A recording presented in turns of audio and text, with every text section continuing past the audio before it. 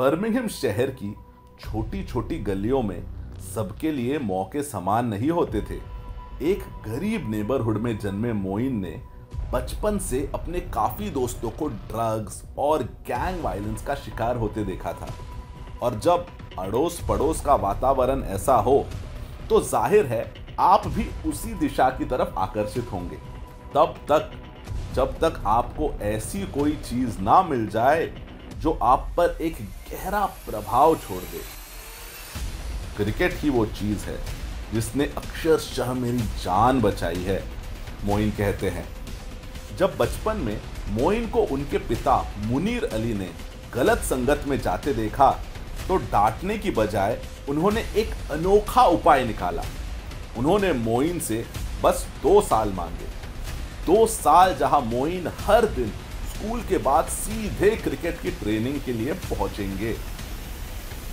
अगर 2 सालों में तुम कोई तरक्की ना कर सको तो फिर मैं तुम्हें दोबारा किसी चीज के लिए परेशान नहीं करूंगा, यह था उनका दावा। असल में मुनीर जानते थे कि यदि मोइन किसी चीज पर अपना ध्यान केंद्रित कर ले तो वो काफी आगे तक पहुंच सकते हैं, और क्रिकेट एक ऐसी चीज थी जिसके ट्रेनिंग के बाद मोइन इतने थक जाएंगे कि वो सीधे घर पहुंच के सो जाएंगे। 2 साल तो बीत गए, मगर अब इस खेल में मोइन की दिलचस्पी बढ़ती जा रही थी। वो क्लब लेवल पर खेलने के सपने देखने लग गए थे।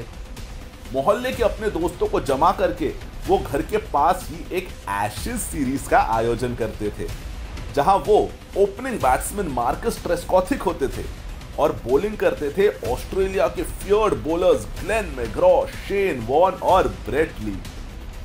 मगर कुछ दिन ऐसे भी होते थे जहां वो अपने पाकिस्तानी हेरिटेज की वजह से खुद को सईद अनवर समझकर ओपनिंग करते थे। नन्हे मोइन के लिए अपने पूर्वजों के कल्चर का आदर करना कोई बड़ी बात नहीं थी। आज भी वो एक दाढ़ी रखते हैं ये बताने कि वो एक मुस्लिम, एशियाई और इंग्लिश क्रिकेटर है, और उनके मन में इन तीनों में कोई टकराव नहीं है। तब हुई एक ऐसी घटना जिसने मोइन को डरा जरूर दिया, मगर अपनी आस्था से हटा नहीं पाई। इस घटना के बारे में जानने से पहले मेरे दोस्त पॉडकास्ट को सब्सक्राइब जरूर कीजिए। यहां आपको सुनने मिलेंगी क्रिकेट से जुड़ी ऐसी कई सारी और कहानियां। उस जमाने में शायद इंग्लैंड के उस छोटे शहर में सबको मोइन का ये नया नजरिया पसंद नहीं था। एक दिन जब ऐसी ही प्रैक्टिस के बाद मोइन स्कूल से घर जा रहे थे तो एक कार मुड़कर सीधे उनकी ओर आने लगी। मोइन दूसरी ओर कूद गए, मगर ड्राइवर ने बाहर देखकर कुछ गालियां दी और सीधे मोइन की तरफ रिवर्स करने लग गए, इतनी जोर से कि गाड़ी उलट गई और मोइन की टांग पर गहरी चोट आ गई।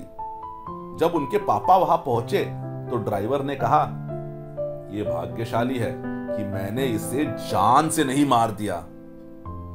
उस दिन मोइन ये समझ गए कि अंतरराष्ट्रीय क्रिकेट में जगह बनाने उन्हें सिर्फ अपने प्रतियोगियों को ही नहीं बल्कि जातिवाद को भी हराना होगा। मगर मोइन बिल्कुल नहीं डगमगाए। क्लब लेवल पर अपने खेल से सिलेक्टर्स के मन में छाप छोड़कर उन्होंने इंग्लैंड टीम में प्रवेश कर लिया। नंबर 8 पर बैटिंग करके भी वो एक स्पिनिंग ऑलराउंडर की भूमिका खूब निभाते रहे, और उनके टैलेंट का ही ये एक कमाल है कि इस महत्वपूर्ण एशेज सीरीज के लिए उन्हें रिटायरमेंट से वापस बुलाया गया। तो अब जब मोइन की गेंद फिरकी लेकर कैमरन ग्रीन के ऑफ स्टंप को उड़ाती है, तब फैंस सिर्फ विकेट के लिए ही खड़े नहीं होते, वो खड़े होते हैं इंग्लैंड क्रिकेट के इस नए चेहरे को सलामी देने।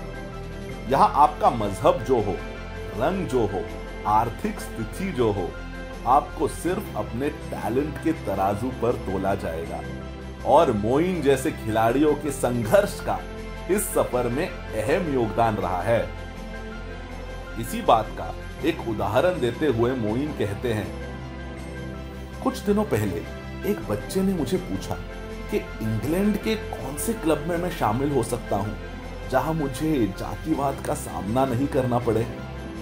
मैंने गर्व से उसे कहा कि शायद सालों पहले ये सब चीजें सोचने की जरूरत पड़ती होगी, मगर अब सिर उठाकर तुम किसी भी क्लब के लिए खेल सकते हो। और शायद यही रही है मोइन अली के करियर की सबसे बड़ी उपलब्धि।